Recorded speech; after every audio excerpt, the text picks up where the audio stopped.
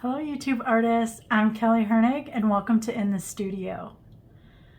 I get asked a lot about creating daily and how I find my inspiration. So I wanted to talk to you a little bit about looking around your spaces, whether it's nature, your studio, your home, your neighborhood, a magazine, it doesn't really matter. What matters is that you find it inspiring. Today I'm going to talk about what color is your life. I want you to just think about that. What are you seeing every day and what represents you? So you can see my table here. I've got leaves. These are the colors of my life right now because it's starting to change into fall here. And I love, these are my favorite leaves when they're still green and it goes into yellows. These used to be bright orange and some bright reds, but I love change. I love the season of change. And I have a little box here on my desk always that is always changing. As I walk around, I find the weirdest things. I love acorns. I love acorn caps, especially if they're like connected together. I just love seeing a little trio. I really like them if they have a really long branch. Like these are missing even the acorns, but I find something like this inspiring. Not everyone is inspired by nature, but I really am. I live on 10 wooded acres and I find delight in the search and the discovery each and every day. I believe beauty is everywhere. You just have to look for it. So I'm going to take you through some pictures that I've taken in the last couple weeks, just so you can see what I look at. And then I'm going to share a couple sketchbooks so you can see what I did with them. So this first picture is just a pile of different color leaves. So as I was walking, I collected the red one, the green one, and the maple gold yellow one, and I found an area in the grass where the light was dappled. And so I placed them in there amongst the other leaves so that they look natural. And to me, that is very inspiring. It's a beautiful palette. If you did nothing else but collect little things like this and create a little palette for yourself, just a palette of colors. So here I see definitely the red, the burnt sienna, the maple color, that pale green, even the dark green of the leaves. You have so many colors there to choose from that now you are inspired by something else. So I want you to think, this is what I did on Thursday. How fun is that?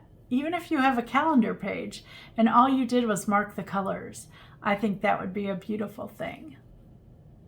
This is a barn that we pass almost every day. I like watching the seasons change, and right now the corn is golden yellow, it's drying out, and it's my favorite season of the corn because it sways beautifully with the wind. I am mesmerized by it, and it reminds me of the movie August Rush. If you haven't seen that, it is a gorgeous movie for artists to just listen and imagine. So this palette for me is about the industrial state of the farm, but also the beauty of the farm because I get to watch it change. I get to watch the ground being plowed, planted, watch it come up, turn green, and then go to tassel and now turn into these golden hues that I really, really like. So think about this palette here. You've got that cloudy gray blue sky. You've got the different color grays and different values of the silos and the barn, but then you've also got those beautiful hues of the corn and the grass in the foreground. It looks simple, but if you had to just play with grays, it would give you a great palette to try things with and to almost give you a monochrome look, and I really like that. This picture was taken at a gas station. There were some beautiful roses blooming, but as I got closer, I saw the rose hips. So forget about the roses. I'm all about the pods and the seeds, and you know that. So this picture I really liked because of the intense sunlight, but also the shadows. Look on that bottom rose hip. Isn't the shadow really neat on that? And I love the coloration. If you just took that bottom rose hip and you asked yourself, okay, what kind of greens is that? It's kind of a chartreuse green. It's got a really bright spot. It's got some really dark greens in the shadows. But do you see that touch of blush in there? As it goes from green to dark red, you can see it's starting to change. But also look at the brightness and these like almost silvery sage green of the actual calyxes on there. And then you have the center that's nice and dark. Can you imagine painting something with those colors? I know, right? So what is that inspiring you? Like for me, this was my perfect color for Tuesday. I just loved this discovery, especially since it was roses that brought me there and I fell in love with the rose hips instead. This is right down my street and I saw this yesterday. I really liked the intense red on the fence, how it was just kind of growing and elongated. But then you see the goldenrod behind it and the dried grasses. Then you have the what's left of the green grass behind that. So think about, what would you do with this? What does this color say? What does this color evoke for you? Is it fun? Is it dreary? Is it nature oriented? Does it put you into something else? Can you envision what you would paint with this palette? Think about that. Every color is there, the red, the green, some grays, some browns. It's almost a full palette. You're just missing a little bit of blue and you could make absolutely anything with that. So don't discount something like this. It was the movement that I loved and all the different textures. I mean, look at the stiff wooden grasses in there and then the goldenrod, which is that bright gold area. It's just like a giant fern that grows behind everything here. Then you've got those bright leaves, but I also like the structure of the fence. And if I was to do this, I would have to do the fence somewhere just so that I could get that rusty coloration in there. So what were you drawn to, or were you not? This is what makes us individuals. This is one of our crab apples, and I loved the berries changing colors. Do you see how they're bright green and then they're changing? They've got a little bit of blush on them. Then they go to the yellowish blush color, and then they go into the deeper colors of more orange and finally to a deep red. I just really liked exploring the berries here, and that's what my palette would be. It would be all about the berries. And I would probably have to add that dark brown of the branch only because I like how it's almost in its darkest areas. It's almost a purple brown. So what would you do with that? This is a scene as we were driving that I just captured beautifully. It almost looks like a painting in itself. And I love the blurriness of the corn in the front, but I like the sky and what the clouds did. I also, that dark green, look at those dark green trees in the background. For me, this is industrial meets nature, and I like that. I like the grittiness of it, but I also like that because you see more nature than you do the industrial parts, it just makes me smile knowing that it's such a weird picture. And if you were to paint that, you would ask yourself, what is this? Where is it? Why is it depicted this way? I just like the idea of it sticking out behind the corn without you seeing anything else. I like the smokestacks, and I like seeing the clouds and the smoke kind of come together and create a really nice movement line in the background. So look at the colors there. You have that really bright blue, you've got a lot of grays, you've got an off-white, some buff titanium for sure, some golden yellows, and then look at those deep rich greens. I really, really like this palette. Fall leaves. This is a sassafras tree by us, and I like the colors here. So you can see it starts out with the green, then it goes to that Dijon mustard color, then it goes to a bright orange, a bright red, and then it goes into that almost deep brown right there. It's such a beautiful composition too. I just love finding that branch, how the one leaf sticks out on the left while the other branches are kind of heavier on the right. I think it's a great composition and would look really great in a sketchbook. What do those colors evoke? I want you to think of pumpkins and gourds, apples in all colors, pears. It can be so much more than just what I show you. This picture here is all about the grass coloration. These are just weeds that were laying down on our concrete, and I liked the way that they looked. I loved finding the different colors. This can be a very pale palette, But then you've got the concrete colors, which would make it a little more intriguing with the richness of the blue and the dark gray back there next to that soft sage green. Look at how soft of coloration that is. It's almost celadon and silverish, got some grays in there, but I also like the really light tones in there of the yellows. They're very pale, but to me, it's the combination of seeing the dark concrete behind all of these spindly spokes of grasses that just make me excited to get inside and start creating.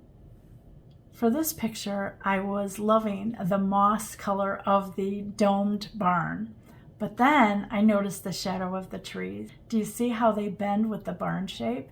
Isn't that intriguing? If the trees weren't there and all you painted was the shadows, wouldn't you be trying to figure out, like, what is that? Why is it like that? And I really liked when something makes me think like that. I also like the barn roof coloring behind that little round dome. To the left, you see it really good. It's almost like a pale green gray, but then it's got those rust spots on there, like think of a burnt sienna or even almost a caput mortem. I like the combination of that, but it is all about the moss and the shadows on that domed barn that really intrigued me with this picture, and I think it would make a lovely palette with all of those pea soup colors. So now let me show you some things that I've done with colors just from inspiration like I just showed you. When I first started looking at colors, I started a project in 2024 this year in winter. So it was January 1st, and what I did was I let myself find one color a day that inspired me. Now, I'm in the Chicago area, so winter is pretty gloomy here when you think of dreary and gray and hardly any leaves on any of the trees. So finding really colors like this to be inspired by was no small feat. And then I wrote what they reminded me of on the bottom. So this one says his eyes, this one says first sunset, and this one says ominous clouds. So you can see if you just did something like this, get some paper scraps and just go and look at all the nice colors here. Find one color a day and that's it. Look at the colors. Look at the intensity of this one. This one I have labeled frigid cold. So that's why it's so intense. It's just a fun exercise and it lets you explore your paints and have fun with color. Because if you didn't see them, you could always imagine what it looks like. So that's one way. In 2021, I did a little book, Stillman and Byrne, the beta series. But what I wanted to do, it says palettes, places, and possibilities. I wanted to find inspiration throughout the year and put it in here. So this says the first snow on sedum. So sedum is a plant in our garden here. And these are the colors that I saw through the snow. Isn't that beautiful? So what would you do with that? To me, it reminds me of like a espresso or a latte or a mocha. I just really like the color palette. And I was having fun mixing colors. When I do colors like this, I try not to just put something straight from my palette.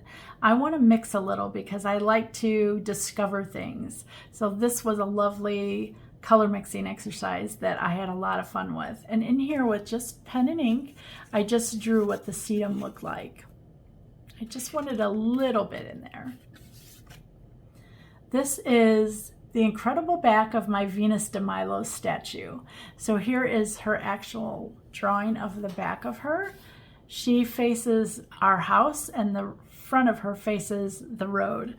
But she's got moss because she's under a couple oak trees. She's in the garden, so she's got a lot of moss coming on her. And it changes with the sunlight. Sometimes it looks bright green and sometimes it looks very gray like this.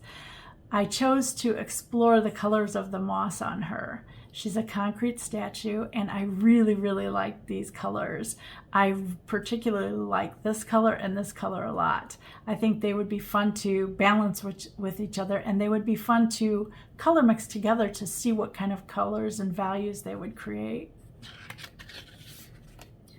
Here's one. We have a NIPSCO pole outside of our house. It is our energy pole, and I really just like the numbers on the pole. But that particular day, the sky was this color, and it had still snow on some of the plants going up this pole. So that's the pole. This is some light on it, but the plants were almost this grayish pink purple kind of color, and next to the cloudy sky in the winter, it was a nice combination of colors. I think this would be a fun vintage palette, especially with this in the mix, because any of these added to this is going to make it a little more muted or a little more vibrant, depending on if you go heavier with this or heavier with that. And it just keeps going. That's a winter day full of sunshine. This was yucca leaves and red berries. So you can see, just explore in color. It doesn't have to be hard. It just needs to be something that you're inspired by, and give it 5 colors. That's it. So this was my second book. Then in this class, this is from my Meandering Muse class. So in here, we worked with different exercises on finding inspiration all around you. So for this one, it's my yard. I love the colors that were here, especially this purpley haze, because it was a foggy day. So I laid down just a template of some oak leaves, and then I found the colors in here and let them represent here on my page. I tried to make it moving without it looking stagnant, so that it had a little more interest. And I thought that it turned out really nice. So here I wrote, like, this is the color of the distant trees. This is the boxwoods in here. This is the spruce back here. This is the oak leaves hanging on the branches. And this is the pond way in here. Can you see this little area back here? Let me bring that closer so you can see the picture. So that's how I used this in this Meandering Muse journal. Then, of course, you know, I always pick up leaves. So when I was doing these leaves, I decided to add a little bit of mixed media to it. And so I have on this side, I pulled off colors here and down here from the actual leaf and the branches. It's just another way of doing something fun and being inspired by nature for me. And I like the idea of adding the mixed media collage here and then finding the palette colors. And then this was a way that I chose to represent the farm here in winter. I made them look like Polaroids and just painted the little scenes in there. So instead of finding a color palette, what I did was I used the same color palette for all of these. I limited it to 5 colors and then just created kind of 3 scenes so that they depict winter in our area. And I love the way that they came together. By adding the dark shadows around them too, that lifted them up and it gave a different view into my life. And that's exactly what I wanted. I wanted it to be what surrounds me and what I'm inspired by, just a different time of year. Winter looks so different than the fall here, and I loved exploring that. And then here's another fall leaf that I did. I loved having this branch because of this dark leaf here. This was like a really dark khaki, and then everything else was these soft fall colors. And you can see down here I added the palette of colors, and I enjoyed this so much because I just kept playing and adding. Like, I kept going a little brighter with this peach color or this rose color, and you can see how intense I got, but yet here's some that is very light. I just had fun playing with the values and kept adding a little bit more and more. I hope that you've seen everything that I've talked through today, that you can find inspiration anywhere. You just have to be willing to look for it. Finding a color in your life every day and just playing with one color would make such a beautiful journey. Even if all you did was take a calendar page and color in that day, because you'll be surprised how your mood changes and what you actually see. When you start looking for that inspiration every day, what happens is you become a little more observant. You become a little more curious. You are looking for those unexpected finds. Giving yourself permission to Look, search, discover, uncover, explore. Aren't those beautiful things to look forward to every day? If it gets you inspired and into your sketchbook, even for 5 minutes, I think that's a beautiful thing. Don't you? If you are inspired by today's content, please like, comment, or subscribe. Thanks so much for watching.